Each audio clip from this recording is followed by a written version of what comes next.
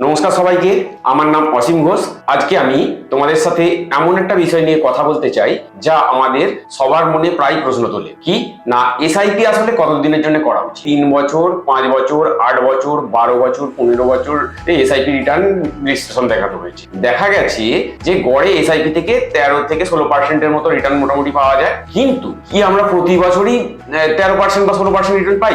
সেটা তো নয়। অনেক সময় খারাপ বাজারে -36% পর্যন্ত রিটার্ন হয় বা হয়ে দেখাও গেছে এইরকম। তাহলে এর সমাধানটা কি? সমাধান হলো দীর্ঘমেয়াদে বিনিয়োগ করা। দেখা গেছে যদি তুমি অন্তত 5 বছরের জন্যও এসআইপি চালাও, তাহলে প্রায় 81% ক্ষেত্রে এফডির চেয়ে ভালো রিটার্ন পাওয়া যায়, যেটা মোটামুটি 8% অ্যান্ড অ্যাবাভ।